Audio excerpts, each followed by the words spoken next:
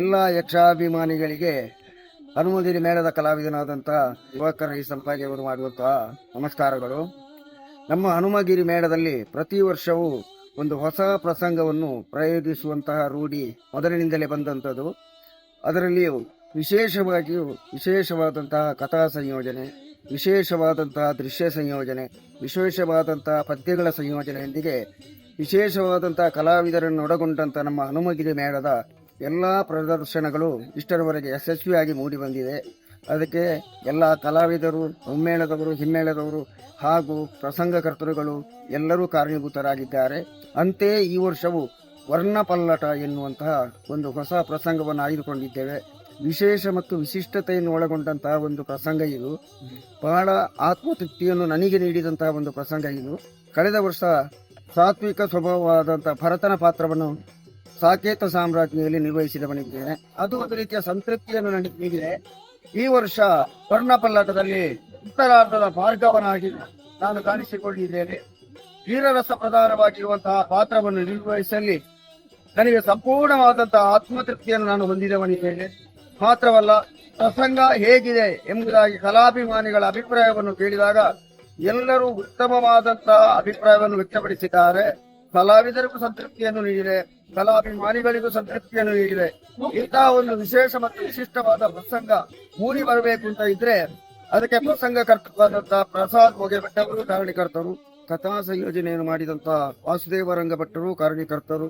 ಹಾಗೆ ಈ ಪ್ರಸಂಗವನ್ನು ಯಶಸ್ವಿಗೊಳಿಸುವಲ್ಲಿ ನಮ್ಮ ಮೇಳದ, ಹಿಮ್ಮೇಳದ, ಮುಮ್ಮೇಳದ ಎಲ್ಲಾ ಕಲಾವಿದರ ಪರಿಶ್ರಮದಿಂದ ಈ ಪ್ರಸಂಗ ಅತಿ ಯಶಸ್ವಿಯಾಗಿ ಕಾಣಿಸಿಕೊಂಡಿದೆ.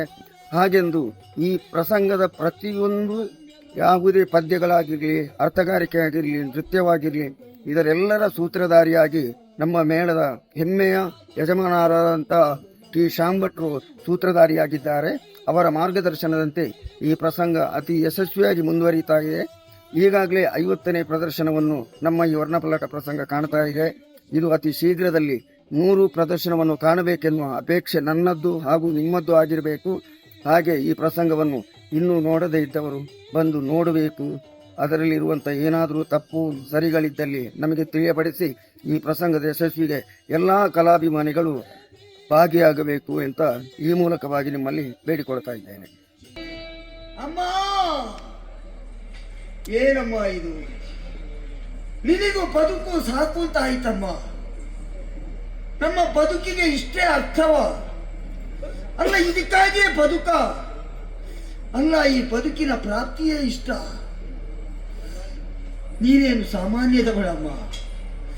ಒಬ್ಬ ಮಹಾರಾಜನ ಮಗಳು ನೀನಾಗಿದ್ರು ಯಾವ ಸಂಪತ್ತು ನನಗೆ ಬೇಡ ಅಂತ ಮದುವೆ ಆಗುವ ಕಾಲಕ್ಕೆ ಪರಮ ತಪೋನಿಧಿಗಳೆನಿಸಿದಂತಹ ನನ್ನಪ್ಪನಾದ ಜಮದಗ್ನಿ ಮಹರ್ಷಿಗಳ ಕೈ ಹಿಡಿದವಳು ನೀನು.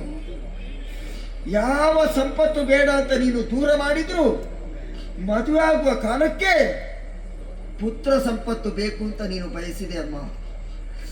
ಅದರ ಪ್ರತೀಕವಾಗಿ ಒಬ್ಬರಲ್ಲ ಇಬ್ಬರಲ್ಲ 5 ಮಂದಿ ಗಂಡು ಮಕ್ಕಳಿಗೆ ಜನ್ಮ ಕೊಟ್ಟೆ ನೀನು.